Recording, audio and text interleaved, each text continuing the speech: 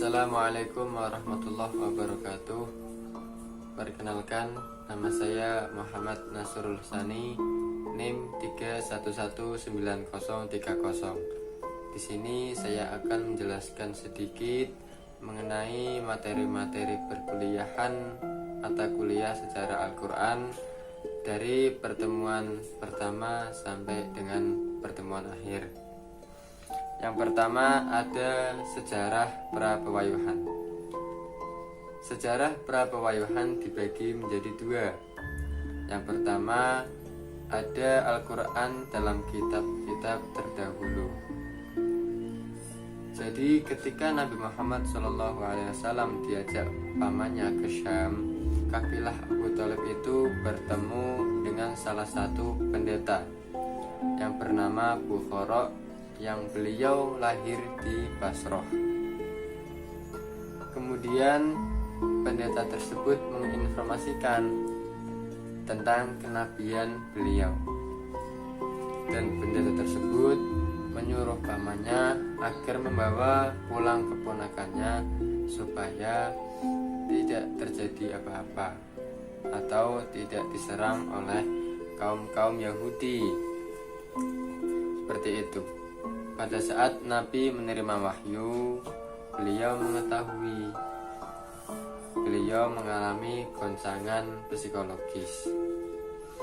Akhirnya Khadijah dengan Nabi itu mengajak Rasulullah untuk ke rumah anak dari pamannya, yaitu yang bernama Warokoh. Warokoh itu memberitahu bahwa apa yang dialami oleh Nabi Shallallahu Alaihi Wasallam itu sama seperti yang dialami oleh Nabi Musa alaihi salam. Yang kedua ada setting sosial politik.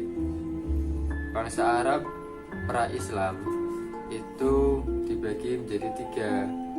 Yang pertama ada Arab Kaidah, kaum Arab kuno yang sudah hilang, yang sudah punah dan letaknya tidak diketahui lagi.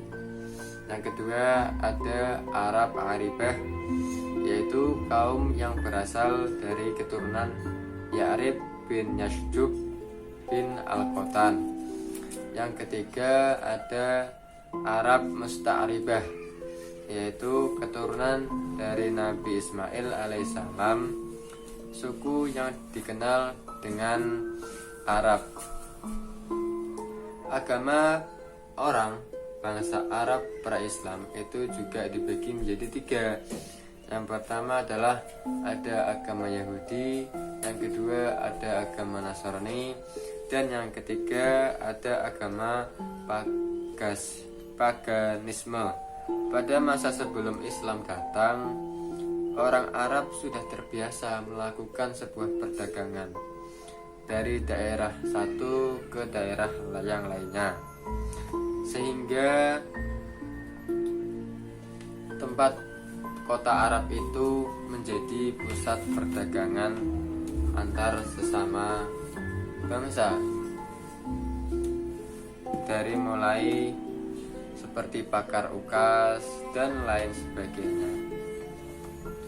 Dan juga tempat itu sebagai transaksi atau pusat pakar sastra atau penyair dan oratur. Pusat pembelajaran pun menjelma dan menjadi pusat peradaban, kekayaan bahasa dan transaksi-transaksi global.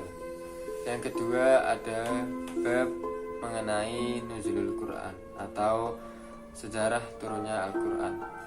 Yang pertama ada pengertian nuzulul Quran. Dalam bagian ini, nuzulul Quran itu merupakan salah satu cabang dari ulumul Quran. Kata nazala, kata nuzulul itu berasal dari bahasa Arab, yaitu nazala, yang berarti turun. Sedangkan menurut istilah itu para ulama berbeda pendapat. Yang pertama, Imam Ar-Raghib Al-Asfihani dalam kitabnya Al-Mufradat, beliau mengartikan bahwa kata nuzul itu berarti meluncur dari atas ke bawah.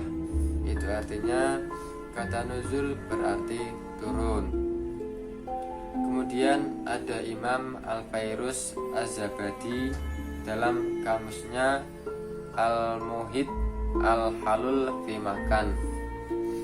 Kata nuzul itu mempunyai arti bertempat di suatu tempat. Yang kemudian ada proses atau fase penurunan Al-Quran. Al-Quran diturunkan itu melalui 3 fase atau tahapan.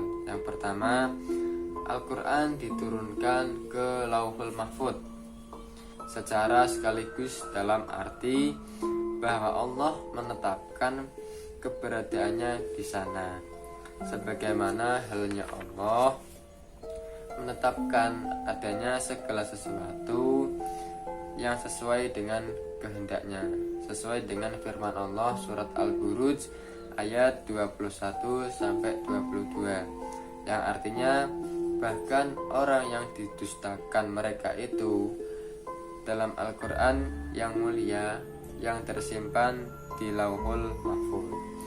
Yang kedua, Al-Quran diturunkan dari Lauhul Mahfuz ke Baitul Izzah, yaitu langit dunia.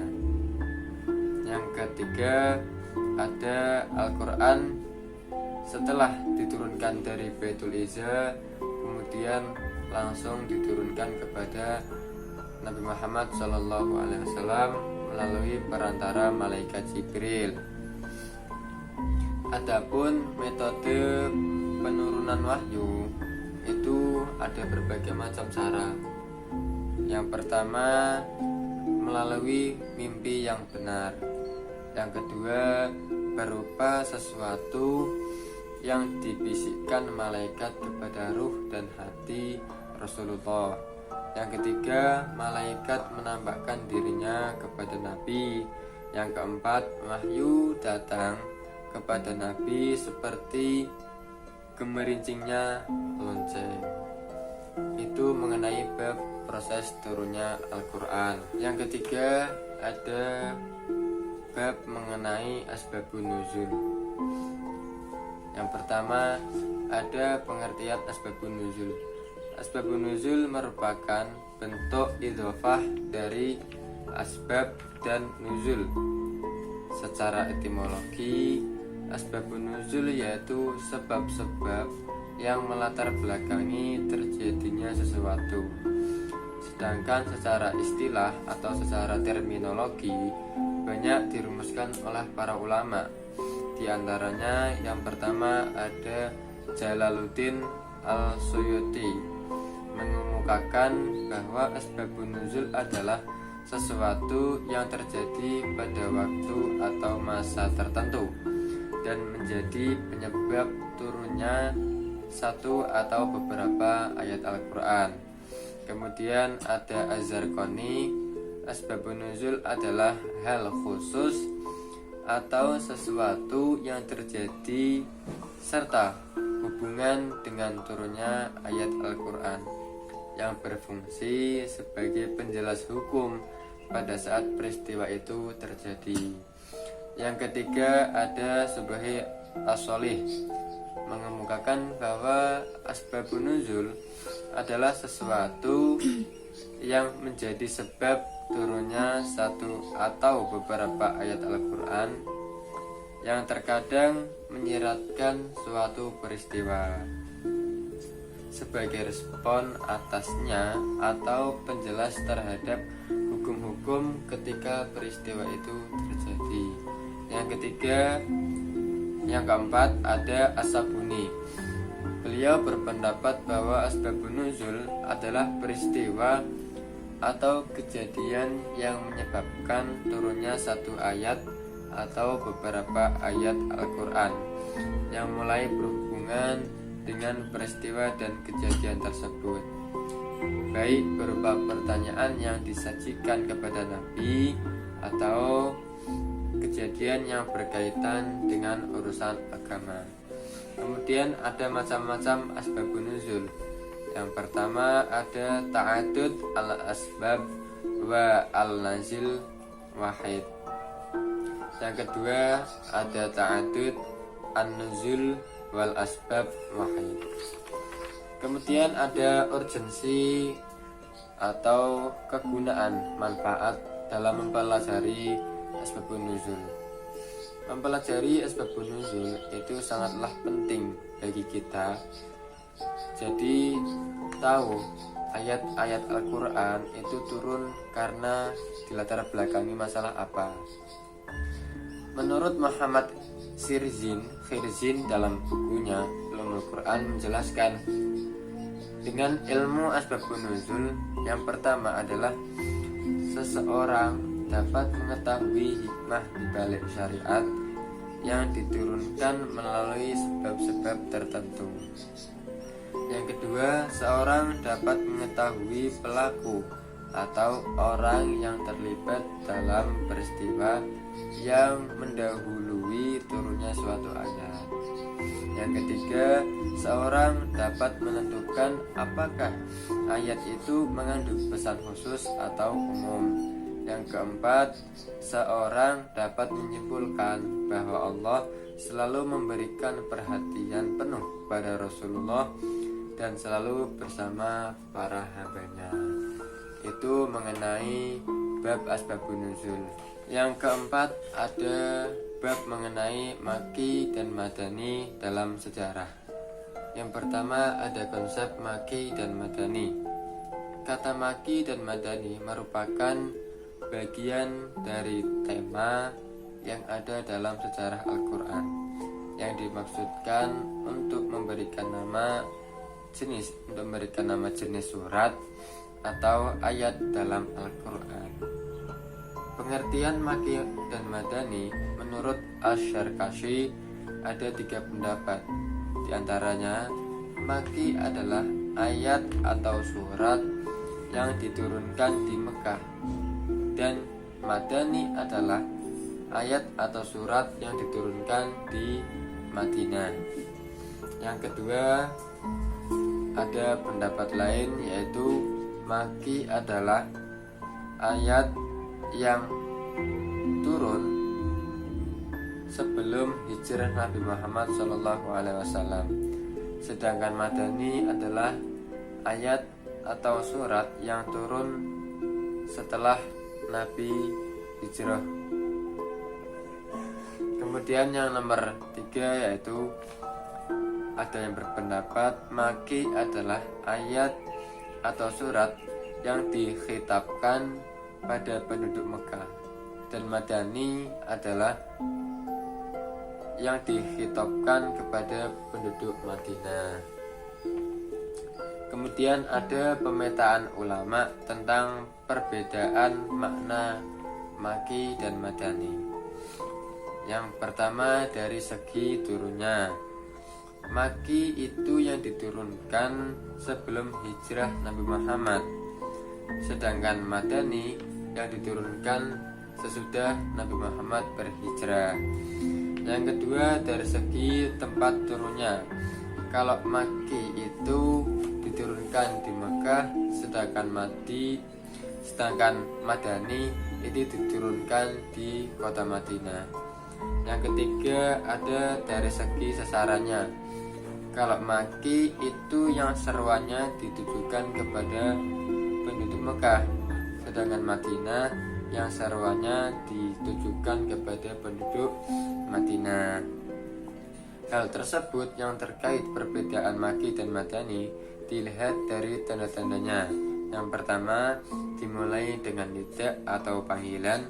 Yang kedua di dalamnya terdapat lafaz kalla. Yang ketiga di dalamnya terdapat ayat-ayat sajadah. Kemudian ada manfaat mengetahui surat makiyah dan madaniyah. Yang pertama adalah untuk mempermudah dalam menafsirkan ayat-ayat Al-Quran, karena pengetahuan mengenai tempat turun ayat dapat membantu memahami ayat tersebut. Kedua, meresapi gaya bahasa Al-Quran dan digunakan untuk berdakwah menuju jalan Allah. Yang ketiga, mengetahui keindahan bahasa Al-Quran. Yang keempat, mengetahui sejarah hidup hidup Nabi Muhammad SAW. Dan yang terakhir, yang kelima, yaitu dapat membedakan antara nasakh dan mansukh. Kemudian bab kelima yaitu historitas nasikh mansukh. Yang ke awal, yang pertama yaitu pengertian nasikh mansukh. Secara etimologi, kata nasikh mansukh itu merupakan bentuk isim fa'ilnya dari maf'ul dari kata nasakh yang berarti beragam, antara lain menghilangkan, menghapuskan, membatalkan. Sedangkan arti nasakh itu berarti membatalkan. Menurut istilah ulama usul itu mengartikan nasikh adalah membatalkan pelaksanaan hukum syarak-syarak yang telah ada pada sebelumnya dengan dalil, kemudian menunjukkan penghapusannya secara jelas. Yang kedua, ada pro kontra nasikh mansukh dalam Al-Quran. Yang pertama, hujah kelompok yang pro terhadap nasikh dan mansukh. Firman Allah dalam Quran surah Al-Baqarah ayat 106 yang berarti ayat mana saja yang kamu nasakhkan atau kami jadikan manusia itu lupa kepadanya, kami datangkan yang lebih baik daripadanya atau yang sebanding dengannya. Tidakkah kamu mengetahui bahwa sesungguhnya Allah Maha Kuasa atas segala sesuatu? Yang kedua, hujah kelompok kontra terhadap nasikh dan mansukh. Di antara argumentasi ulama-ulama yang mengatakan tidak ada nasakh dalam Al-Quran, salah satunya adalah jika dalam Al-Quran terdapat ayat yang telah mansukh atau dihapus, maka sebagian ayat Al-Quran ada yang dibatalkan. Dengan demikian, maka sebagian isi Al-Quran ada yang batil, padahal Allah telah menegaskan dalam firman-Nya yang tidak datang kepadanya atau Al-Quran kebatilan baik dari depan maupun belakang yang diturunkan dari Rabb yang Maha Bijaksana lagi Maha Terpuji. Quran surah Al-Fusilat ayat 42. Kemudian ada nasikh mansukh menurut jumhur ulama. Sebagian ulama, surat-surat Al-Quran menurut nasikh mansukh terbagi menjadi 4. Yang pertama, kelompok yang tidak terdapat di dalamnya nasikh dan mansukh berjumlah 43 surat. Yang kedua, kelompok yang terdapat nasikh mansukh berjumlah 25 surat. Dan yang ketiga, kelompok yang hanya mengandung nasikh saja itu berjumlah 6 surat. Yang keempat, kelompok yang hanya mengandung mansukh saja itu berjumlah 40 surat. Kemudian kritik terhadap nasikh mansukh jumhur. Beberapa pendapat ulama yang menolak konsep nasikh mansukh, diantaranya yaitu tentang riwayat dari Aisyah yang menyatakan bahwa ayat yang pernah turun adalah yang berbunyi asyra radha'atin ma'lumatin fanusikhna bi khamsi ma'lumatin.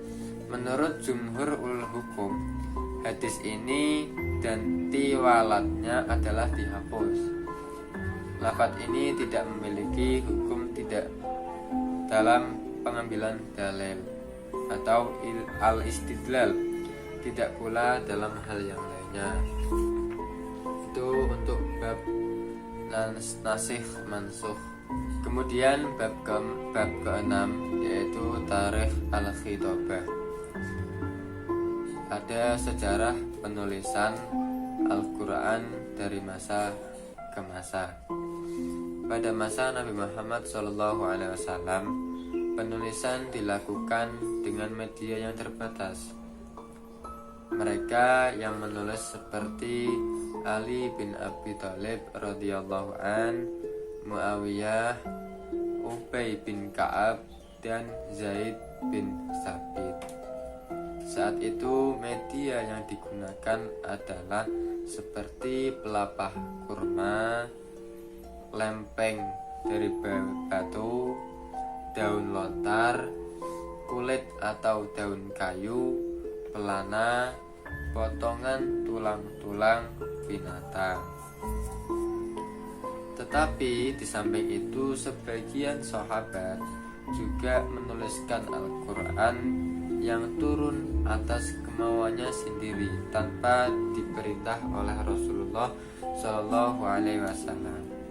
Mereka menulisnya di pelepah kurma, lempengan batu, daun lontar, dan lain sebagainya. Banyak sahabat yang sudah menulis dan menghafalkannya, sehingga mereka senantiasa untuk menyetorkan kepada Rasulullah Shallallahu Alaihi Wasallam. Dan pada saat itu Rasulullah wafat pada saat Al-Quran telah dihafal oleh ribuan sahabat. Susunan penulisan Al-Quran ini tidak sesuai dengan tertib turunnya, tetapi setiap ayat yang turun itu dituliskan di tempat penulisan sesuai dengan petunjuk Rasulullah Shallallahu Alaihi Wasallam. Asy-Syarkashi berkata, Al-Quran tidak diturunkan dalam satu mushaf pada zaman Nabi, agar ia tidak berubah pada setiap waktunya. Oleh sebab itu penulisannya dilakukan sesudah Al-Quran turun semuanya, yaitu dengan wafatnya Rasulullah SAW. Sedangkan Al-Katabi berkata Rasulullah tidak mengumpulkan Al-Quran dalam satu mushaf itu karena beliau senantiasa menunggu ayat nasih terhadap sebagian hukum-hukum atas bacaannya. Sesudah berakhir masa turunnya dengan wafatnya Rasulullah SAW, maka Allah mengilhamkan penulisan mushaf itu secara lengkap kepada para khulafaur rasyidin sesuai dengan janjinya yang benar kepada umat ini tentang jaminan pemeliharaannya, dan hal ini terjadi pertama kalinya pada masa Abu Bakar radhiyallahu an atas pertimbangan usulan Umar bin Khattab radhiyallahu an. Bab ketujuh yaitu ada jam'u Al-Quran masa Abu Bakar. Pengumpulan Al-Quran pada masa Abu Bakar itu terjadi kekacauan di kalangan umat Islam yang ditimbulkan oleh orang-orang murtad di bawah pimpinan Musailamah Al-Kadzab. Hal ini mengakibatkan terjadinya perang Yamamah pada tahun 12 Hijriah.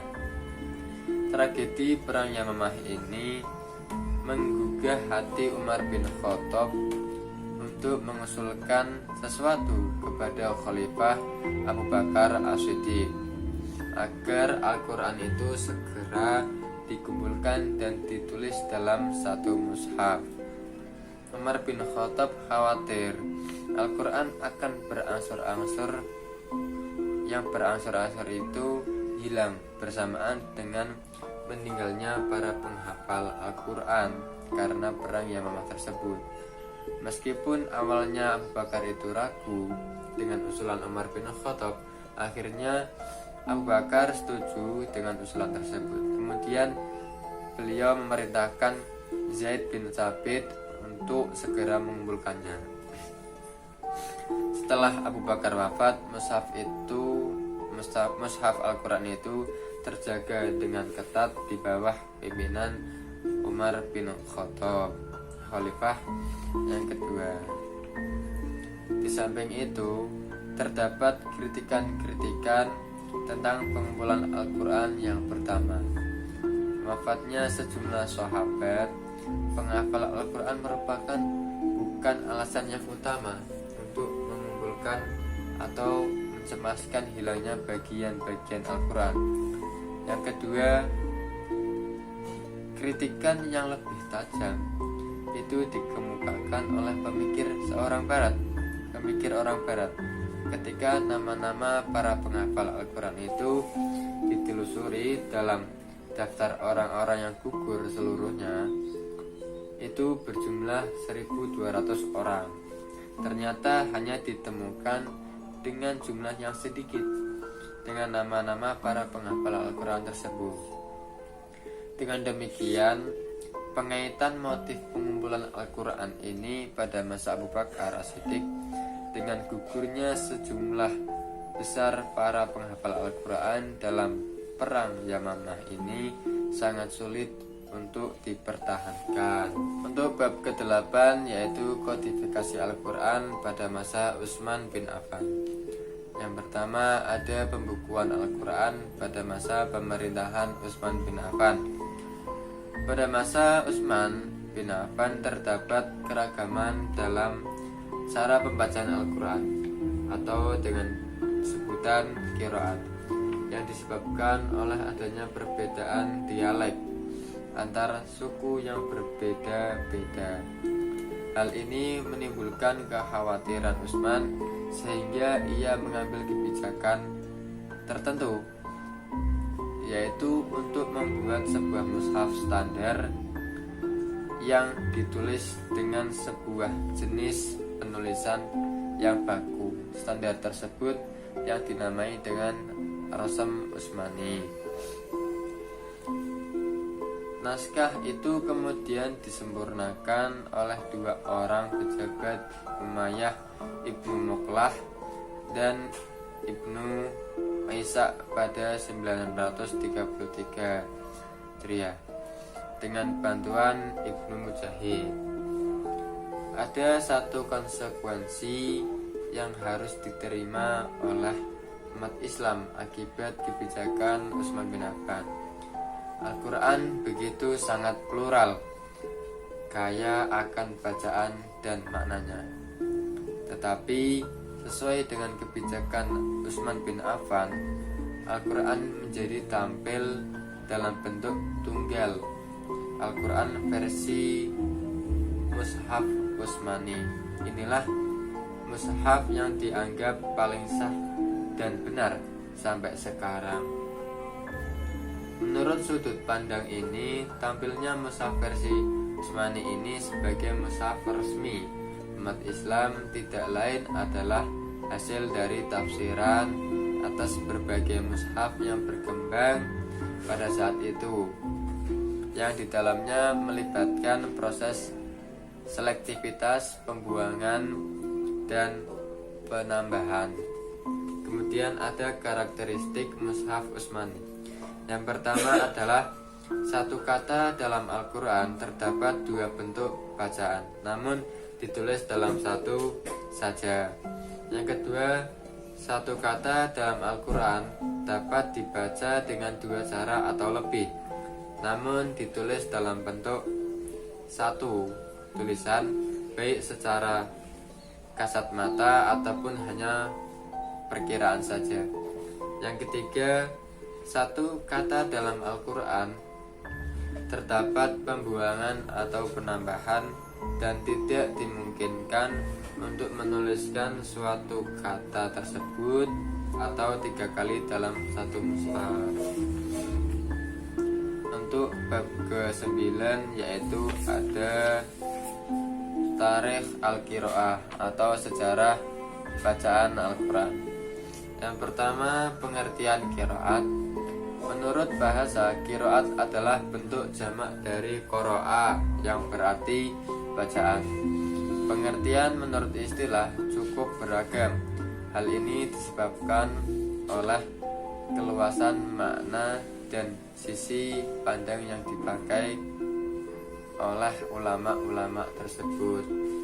Seperti contoh, menurut Asy-Syarkashi, qiraat adalah perbedaan lafal-lafal Al-Quran, baik yang menyangkut huruf-hurufnya maupun cara pengucapan huruf-huruf tersebut, seperti takhfif tasydid, dan lain sebagainya. Yang kedua ada latar belakang munculnya qiraat.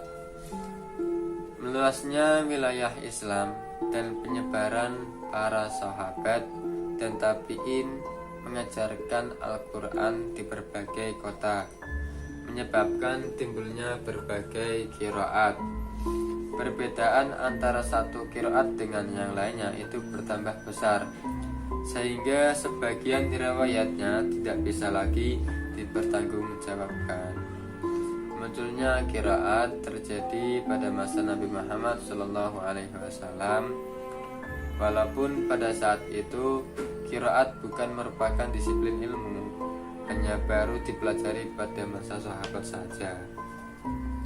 Beberapa faktor yang melatar belakangi timbulnya perbedaan qiraat antara lain yaitu perbedaan syakal, harokat atau huruf. Yang kedua, Nabi Muhammad sendiri melantunkan berbagai versi qiraat di depan para sahabatnya. Yang ketiga, adanya pengakuan Nabi Muhammad terhadap berbagai versi qiraatnya para sahabat. Yang keempat, perbedaan riwayat dari para sahabat Nabi menyangkut bacaan ayat-ayat tertentu. Dan yang kelima, perbedaan dialek dan dari berbagai unsur etnik di masa Nabi Muhammad SAW. Yang ketiga, ada jenis-jenis qiraat. Yang pertama dari segi kuantitas yaitu ada qiraat sab'ah yaitu 7, yang kedua qiraat asyarah yaitu 10, dan yang ketiga qiraat arba'ah asyarah 14. Dari segi kualitas itu ada qiraat mutawatir, qiraat masyhur, qiraat ahad, dan qiraat syadz, serta qiraat yang merupai hadis mudraj. Yang terakhir adalah manfaat untuk khilafiyah qiraat. Yang pertama adalah tetap terjaganya kitab Allah dari perubahan dan penyimpangan. Yang kedua yaitu meringankan dan memudahkan qiraat. Yang ketiga menunjukkan kemukjizatan Al-Quran. Dan yang terakhir menjelaskan ayat yang masih mujmal. Dalam bab 9 yaitu tarikh al-mushaf atau naskah. Yang pertama adalah manuskrip atau naskah ulama Nusantara. Sejak abad awal Hijriah, sahabat Nabi SAW sudah melakukan penelitian terhadap naskah Al-Quran sebelum dikodifikasikan. Para ulama hadis juga menetapkan sistem hak cipta buku, seperti mencatat kehadiran siswa, tata cara penulisan teks, metode periwayatan, dan banyak yang lainnya. Jadi salah besar jika kita menganggap bahwa Islam itu dianggap tidak memiliki tradisi ilmu filologi yang seolah-olah ilmu itu dikembangkan Barat, khususnya antropologi dan arkeologi Belanda. Filologi adalah ilmu yang mempelajari tentang naskah atau khusus naskah kuno. Yang kedua yaitu deskripsi naskah.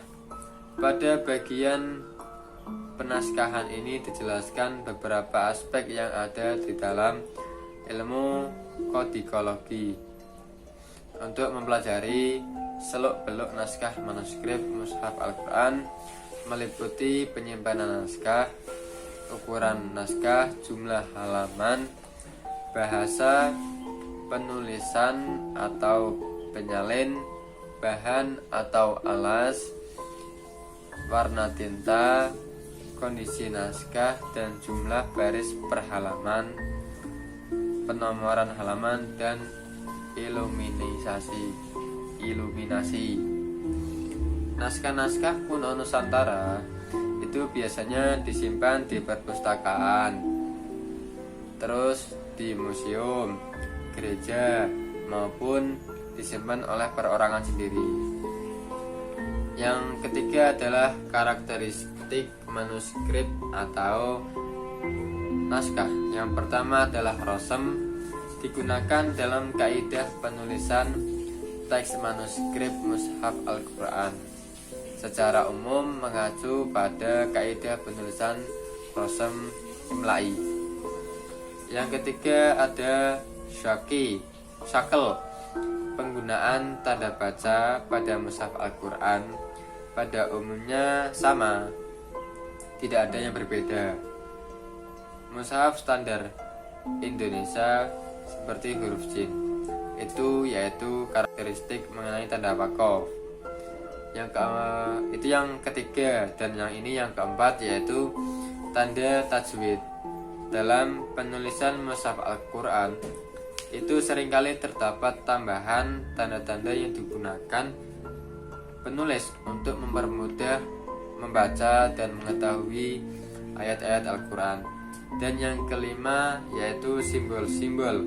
Dalam penulisan naskah kuno biasanya terdapat simbol-simbol tertentu yang digunakan untuk menandakan sesuatu. Kemudian bab ke-10 yaitu sejarah penyetakan Al-Quran. Sebelum menginjak tersebut, alangkah baiknya kita harus mengetahui bagaimana pentingnya sejarah penyetakan Al-Quran. Sejarah percetakan Al-Quran itu sangatlah penting dengan berbagai alasannya. Antara lain yang pertama adalah sejarah percetakan Al-Quran itu merupakan peristiwa tertentu yang ada dalam sejarah Al-Quran. Yang kedua adanya kenyataan bahwa sejarah sesungguhnya penuh dengan berbagai nuansa yang rumit dan tidak sunyi dari perdebatan, pertentangan, kritik, kepentingan, politisasi, dan rekayasa. Jadi mempelajari sejarah percetakan Al-Quran itu sangatlah penting. Jadi kita semua bisa tahu bahwa Al-Quran itu ada proses-prosesnya tertentu. Yang kemudian yaitu Al-Quran yang pertama cetakan Venice atau Venus. Cetakan ini pada tahun 1537 sampai 1538. Mayoritas sarjana baik muslim maupun non-muslim menyepakati bahwa Al-Quran pertama kali itu dicetak dengan jenis mesin cetak yang ditemukan di Jerman, yaitu sekitar 1440 Masehi. Kemudian yaitu Al-Quran, cetakan Al-Quran Basel. Terjemahan Al-Quran lengkap ke dalam bahasa Latin itu pertama kali dilakukan di Toledo oleh Robert of Caton pada tahun 1142. Kemudian Al-Quran cetakan Hamburg pada tahun 1694. Teks Al-Quran ini muncul dan dicetak oleh di Hamburg dengan judul Al-Quranus es Lex Islamitica Muhammadis pada tahun 1698.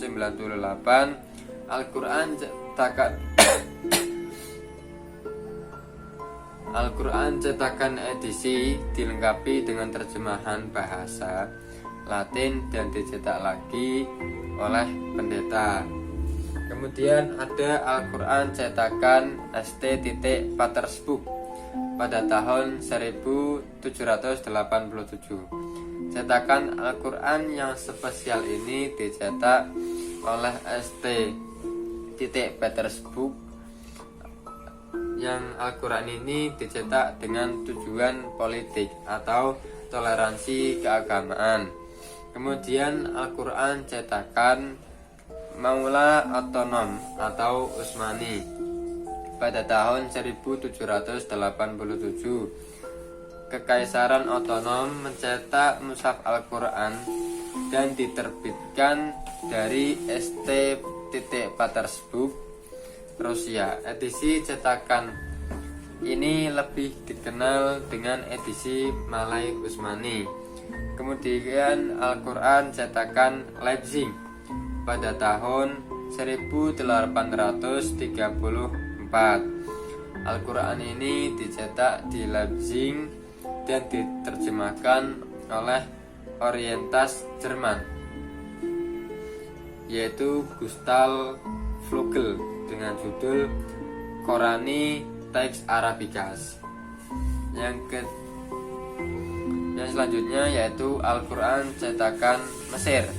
Pencetakan Al-Quran di Mesir baru dimulai pada tahun 1923 sampai dengan 1926. Edisi Mesir adalah sebuah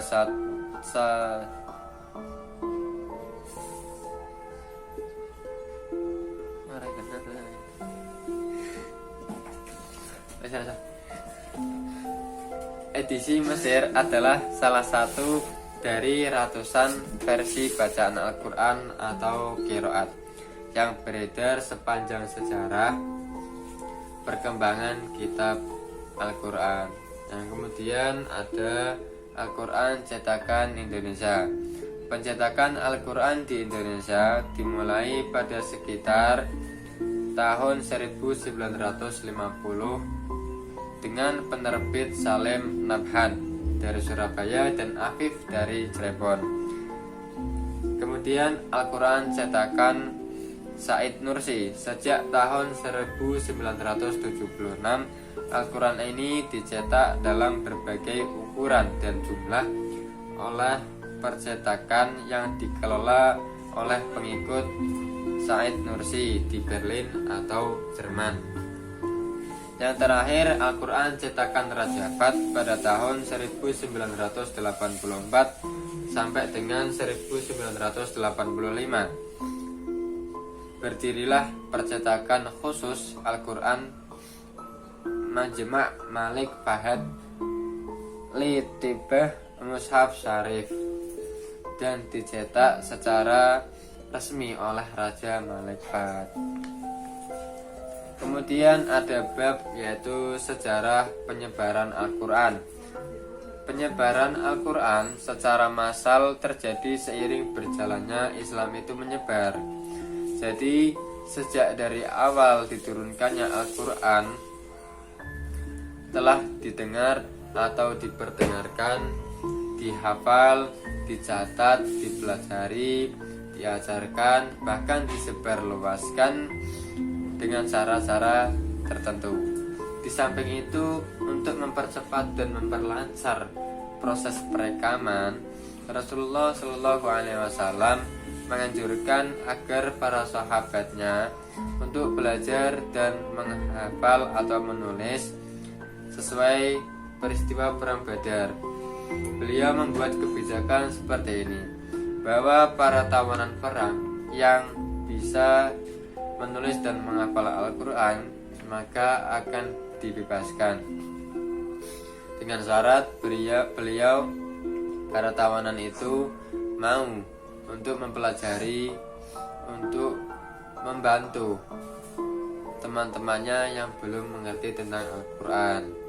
Dalam proses penghafalan dan pencatatan, Rasulullah itu sendiri telah secara langsung menentukan dan menetapkan letak dan susunan ayat-ayat Al-Quran dalam setiap surah Al-Quran untuk memastikan agar tidak terjadi kekeliruan atau kesalahan.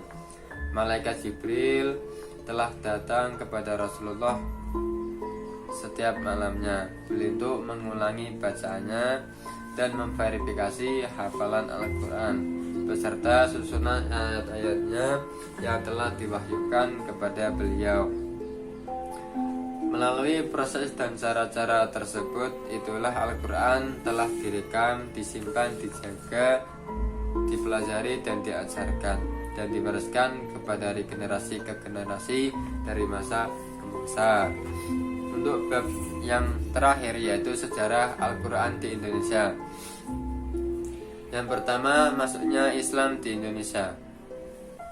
Mengenai awal masuknya Islam di Indonesia, para literatur menyatakan secara beragam masuknya Islam ke Indonesia itu pada 17 Maret 1963 atau abad 10 sampai 15 Masehi. Kemudian ada belajar membaca Al-Quran. Menurut catatan dari peneliti, pembelajaran Al-Quran yang paling awal berlangsung pada masyarakat Indonesia, dilakukan secara lisan atau bisa dibilang itu seperti pengajian. Guru-guru membacakan Al-Quran dan murid itu juga mengikuti bacaannya sambil menunjuk pada huruf-huruf tertentu yang dibaca. Pada tahap selanjutnya, murid mulai dikenalkan dengan ilmu tajwid agar melafalkan huruf-huruf dalam kesatuan ayat-ayat Al-Quran itu menjadi benar. Karena membaca Al-Quran tanpa ilmu tajwid itu salah dalam pengucapan dan maknanya pun akan salah. Kemudian model pengajaran agama selanjutnya dipusatkan di pesantren. Jadi di pesantren ini siswa-siswa itu tidak hanya mempelajari seperti ilmu tajwid, menghafal Al-Quran dan lain sebagainya, tetapi di sana di pesantren juga diajarkan seperti kitab-kitab seperti nahwu, shoroh, ilmu mantik dan lain sebagainya. Ataupun seperti kitab Fathul Qorib dan lain sebagainya. Model pembelajaran Al-Quran dengan membaca itu mengalami perkembangan yang besar. Selain mengenal huruf atau bunyi, masyarakat Muslim Indonesia itu telah mengembangkan pembelajaran Al-Quran seperti memperbaiki bacaan atau membaca dengan nada-nada irama, menghafal Al-Quran serta menerjemahkan Al-Quran. Yang terakhir itu ada dinamika penulisan tafsir Indonesia. Yang pertama periode klasik yaitu abad ke-7 sampai 8 Hijriah atau 15 Masehi. Yang kedua periode tengah abad 16 sampai 18 Masehi. Yang ketiga periode pramodern abad 19 Masehi dan periode modern abad ke-20 sampai 21 Masehi. Itulah rangkuman dari materi selama perkuliahan mata kuliah sejarah Al-Quran. Kurang lebihnya saya mohon maaf apabila ada kesalahan atau kekeliruan. Mohon maaf yang sebesar-besarnya. Wassalamualaikum warahmatullahi wabarakatuh.